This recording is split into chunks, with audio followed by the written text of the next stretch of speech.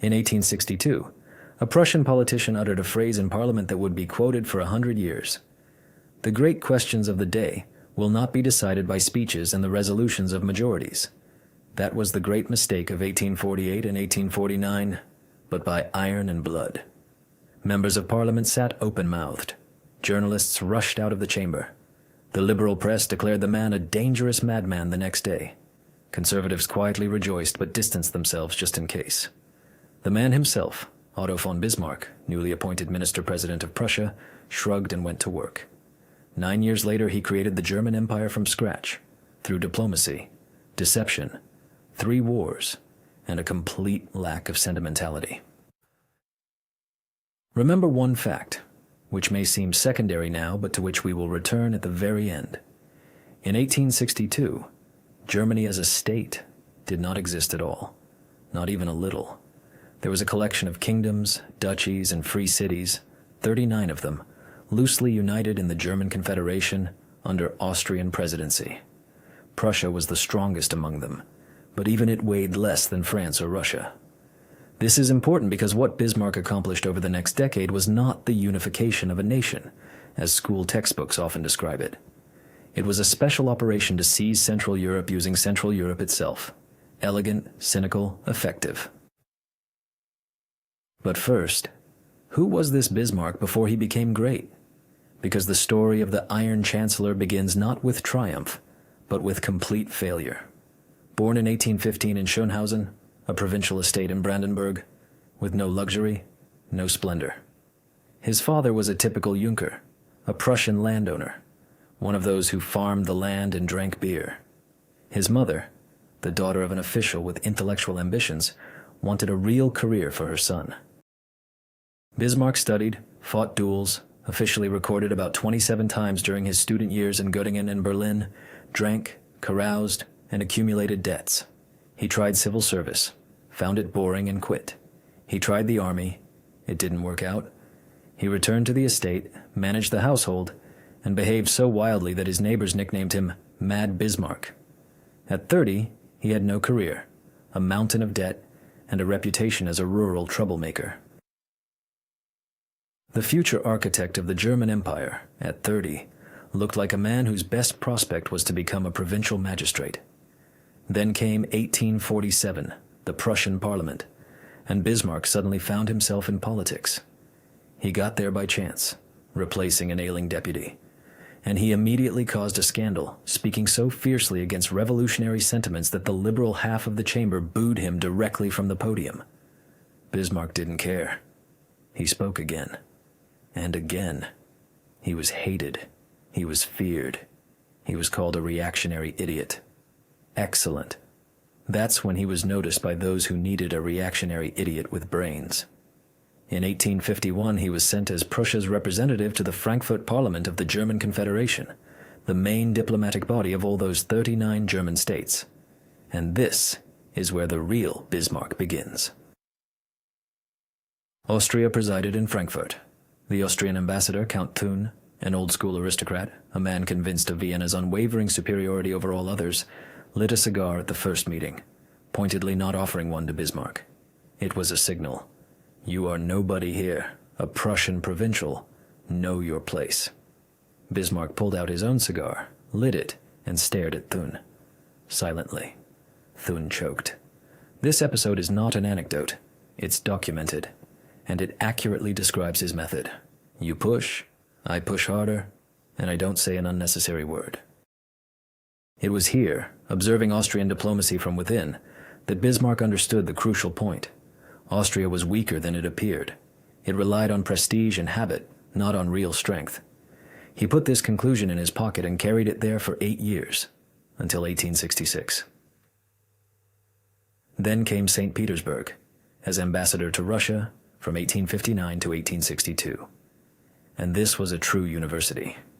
In St. Petersburg, Bismarck befriended Alexander Gorchakov, the foreign minister of the Russian Empire, a legend of European diplomacy, a man who, after the catastrophic defeat in the Crimean War of 1853 to 1856, almost single-handedly pulled Russia out of international isolation, not through war, but through negotiations, diplomatic notes, patience and the ability to wait for the right moment. Gorchakov was 20 years older than Bismarck and viewed him as a capable student. Bismarck viewed Gorchakov as a teacher from whom he should take everything and give nothing. It was from Gorchakov that he learned the principle: never fight on two fronts, always know where your rear is, and before every step, ensure that those who matter are neutral. A simple scheme, but in Bismarck's execution, an absolute weapon. So, 1862, Berlin. King Wilhelm I, a Prussian, a soldier to the core, a man of honor in the old-fashioned sense, was in a panic.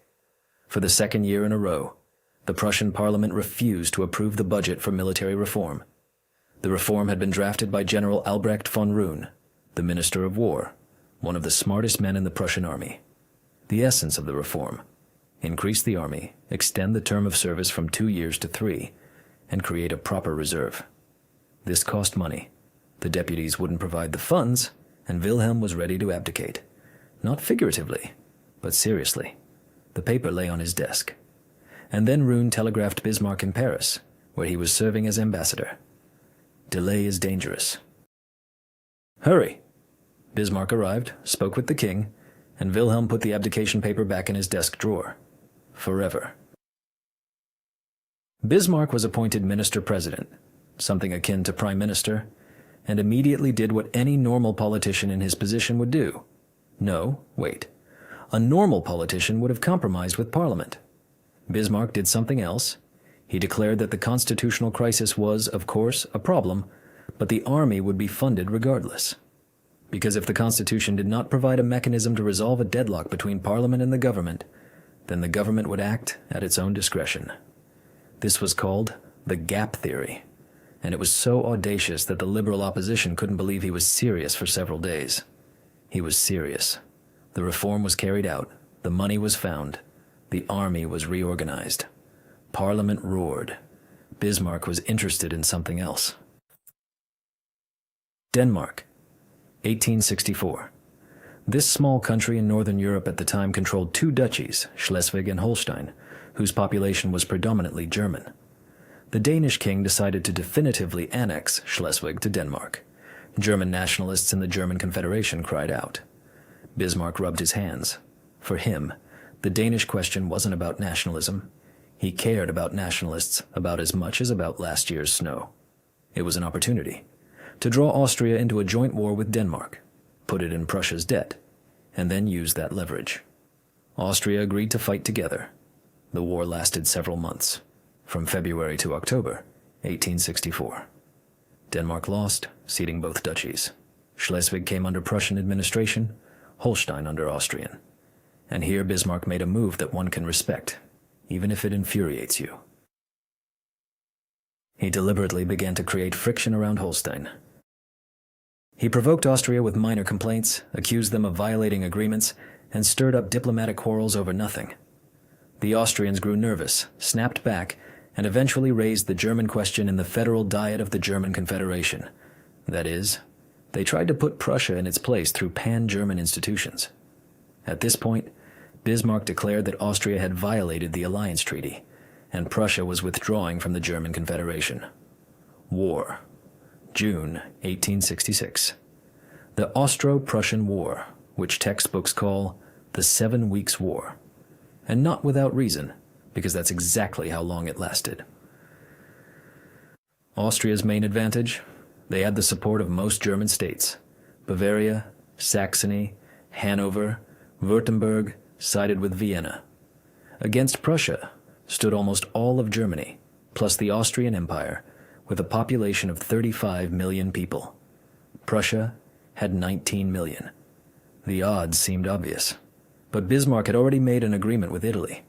The young Italian kingdom, created in 1861, wanted to take Venice from Austria and gladly opened a second front in the south.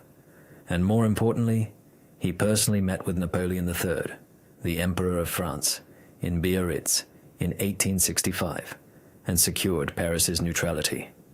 Napoleon III thought the war would drag on, that the French would then intervene as arbitrators and receive territorial compensation. He miscalculated. The war ended in 7 weeks. The decisive battle. Königgrätz, July 3, 1866. Bohemia, today the Czech Republic. The Prussian army under the command of General Helmuth von Moltke, chief of the General Staff, a quiet, meticulous man who never raised his voice and was arguably the best military strategist of the era, employed what would later be called the envelopment strategy. 3 Prussian armies advanced from different directions. The Austrians couldn't react in time. The Prussians had the Dreiss needle gun, breech loading, firing 6 shots per minute. The Austrians had muzzle-loading rifles, 1 shot per minute. The Austrians lost about 44,000 men in a single day. Killed, wounded, captured. The Prussians lost about 9,000. The war effectively ended that day. And this is where Bismarck did something that placed him above most 19th century politicians. Prussian generals and Wilhelm I himself wanted a triumphal march on Vienna, to enter the Austrian capital, dictate a humiliating peace, take territories, reparations, everything befitting victors. Bismarck refused, categorically. He almost caused a scandal convincing the king to stop. Why? Because a humiliated Austria would be a perpetual enemy at your back. A neutral Austria, however, would be a neutral rear when it became necessary to strike France. The Peace of Prague, August 1866, was lenient. Austria withdrew from German affairs, paid a small indemnity, ceded Venice to Italy. And that was all. No territories for Prussia. No humiliation. Viennese newspapers wrote that Austria got off lighter than expected. This was precise calculation, not magnanimity. Bismarck was building Germany, not a collection of enemies. The North German Confederation. That's what emerged in 1867 instead of the old German Confederation. 22 states north of the main river under Prussian leadership. Austria was out. Bavaria, Württemberg, Baden were still separate in the south. But Bismarck knew that their annexation was a matter of time and the right pretext. He found the pretext himself, or rather, fabricated it. France, 1870. Napoleon III, the same one who naively waited in 1866 for the Prussians and Austrians to tire of fighting, was by this point in a domestic political crisis. He needed a victorious war. And then the Spanish throne became vacant. Spain was looking for a new king. Bismarck quietly promoted the candidacy of Leopold of Hohenzollern, a distant relative of the Prussian king. France went ballistic. Prussian Hohenzollerns to the south and north. The ring was closing. The French ambassador, Benedetti, rushed to Wilhelm I at the Spa in Ems, demanding an official and permanent renunciation of the Spanish. Claim. Wilhelm responded evasively and sent a telegram to Berlin outlining the conversation. A normal diplomatic dispatch. Bismarck received this telegram, took a pencil, and edited it. He didn't add anything new. He simply removed softening phrases, shortened it, and made the tone sharp and almost insulting. The Ems dispatch, in his edited version, made it seem as if Wilhelm had rudely dismissed the French ambassador. Bismarck immediately published it in the press. Paris exploded. French newspapers demanded war. Napoleon III, having no other option, declared war on Prussia on July 19, 1870. Exactly what Bismarck wanted. The Franco-Prussian War lasted less than a year, from July 1870 to May 1871. The French army, on paper, looked formidable. 400,000 men, modern artillery, experience in colonial wars. In practice, a disaster of organization, outdated tactics, and a lack of proper command. Moltke once again applied envelopment and speed. As early as September 2, 1870, at Sedan, a town in northeastern France, near the Belgian border, the French army capitulated along with Napoleon III himself. The emperor was captured. 104,000 French soldiers laid down their arms in a single day. This was such a shock that a revolution immediately occurred in Paris. The Third Republic was proclaimed on the very same day, September 4th. The war continued for several more months, now with Republican governments, partisans, and the siege of Paris. But the outcome was clear. January 18th, 1871. The Palace of Versailles near Paris, literally in besieged Paris, in the Hall of Mirrors, Wilhelm I was proclaimed German emperor. The German Empire was created. Under one roof, Prussia, Bavaria, Saxony, Württemberg, and 22 other states. 41 million people, the largest power in continental Europe. And all of this in 9 years from the moment Bismarck came to power as a minister whom no one took seriously. Under the Treaty of Frankfurt, signed in May 1871, France ceded Alsace and part of Lorraine, industrial regions with a population of about 1.5 million people, plus paid an indemnity of 5 billion gold francs. To understand the scale, this was France's annual state budget. The French paid it all in 3 years, by 1873, because they didn't want Prussian troops to remain on their territory for a single extra day. Alsace and Lorraine became an unhealing wound that would lead to World War I 40 years later. But that's a separate story. Now, 20 years of chancellorship. Because Bismarck didn't just create Germany, he governed it until 1890. And this governance was a distinct work of political art. The main task after 1871, prevent an anti-German coalition. France would seek revenge. That was clear. Therefore, France needed to have no allies. How? By befriending everyone else simultaneously. The League of the Three Emperors, 1873. Germany, Austria, Russia. 3 monarchies agreed on mutual consultations and neutrality. It was a fragile construct because Austria and Russia vied for influence in the Balkans and organically couldn't coexist for long. Bismarck knew this. But as long as the construct worked, France was isolated. When in 1878 Russia and Austria almost clashed over the Balkan outcomes of the Russo-Turkish War, Bismarck convened the Congress of Berlin, sat in the mediator's chair, and hour after hour redrew the map of the Balkans so that no one gained enough to triumph, and no one lost so much as to immediately go to war. He then called himself an honest broker. Everyone in the room knew it was a lie, but an elegant lie. The Triple Alliance, 1882. Germany, Austria, Italy. Italy was offended by France over Tunisia. France took it as a protectorate, and the Italians considered it theirs. Bismarck immediately formalized this grievance into a treaty. Now France had potential enemies on 3 sides. The Reinsurance Treaty, 1887, a secret treaty with Russia for mutual neutrality. This ran parallel to the Triple Alliance, which included Austria, Russia's rival in the Balkans. It was diplomatic maximalism. Bismarck managed to befriend states that hated each other and kept this entire structure afloat solely through personal authority and the ability to tell everyone what they wanted to hear. Domestically, the Kulturkampf, the struggle against the influence of the Catholic Church in the 1870s. Bismarck decided that the Pope should not have political influence in Germany and passed a series of laws restricting the rights of the Catholic clergy. Jesuits were even expelled from the country. The result? The Catholic population, about a third of Germany, rallied around the Center Party against Bismarck. He lost this round and quietly reversed course a few years later. Notably, he couldn't and wouldn't admit mistakes directly. He simply stopped insisting and moved on to the next task. Social Democrats, the next adversary. In 1878, Bismarck passed the anti-socialist laws, banning the party, newspapers, and assemblies. The logic: the labor movement was dangerous for the monarchy, so it must be suppressed. Simultaneously, and this was brilliant, he enacted the world's first social legislation. Accident insurance for workers in 1871, health insurance in 1883, pensions in 1889. You ban socialists and simultaneously implement their program through the state. Workers receive state insurance. Why would they need a revolution? Cynical? Yes. Effective?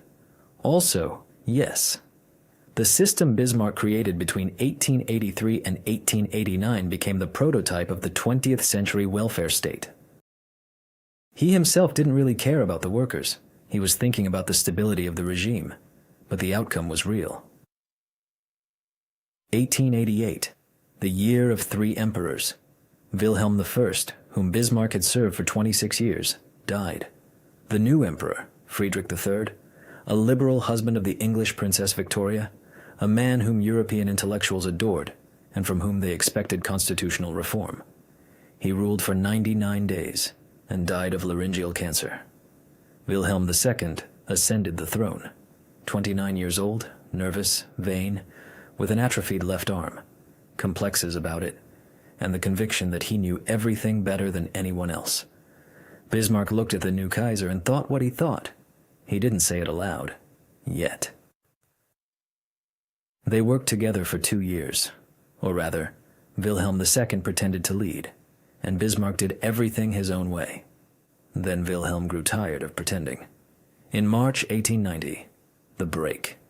Wilhelm II demanded that Bismarck clear all ministerial audiences with him. Bismarck refused. Wilhelm hinted that resignation was an option.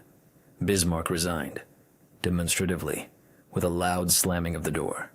75 years old, 28 years in power in various capacities, 3 wars, 1 empire. His resignation was a blow that Wilhelm II clearly did not fully appreciate. The first thing the new Kaiser did was refuse to renew the reinsurance treaty with Russia. Bismarck learned of this, and publicly, through newspapers, declared it a catastrophic mistake. Wilhelm II forbade Bismarck from communicating with foreign diplomats. The offended old man sat in his Friedrichsruhe estate and wrote memoirs, angry, precise, ruthless. Russia, left without German neutrality, concluded an alliance with France in 1894. The very France whose isolation Bismarck had maintained for 20 years. In 1907, England joined. The Entente was complete. Germany found itself surrounded by precisely the coalition that Bismarck had prevented from forming for 2 decades. In 1914, this coalition entered World War I. Bismarck died in 1898, and perhaps that was fortunate. He would not have survived such an event without a mixture of malice and fury. Here's the conclusion. A man considered a village brawler at 30 created Europe's most powerful state in 9 years. He kept it in balance for 28 years through diplomacy of such complexity that it rested solely on his intellect. And then, a self-important young Kaiser came along, and in 2 years, destroyed the entire architecture. Not because it was flawed, but because it couldn't be inherited. Bismarck built a system for himself. That was both its strength and its fatal flaw.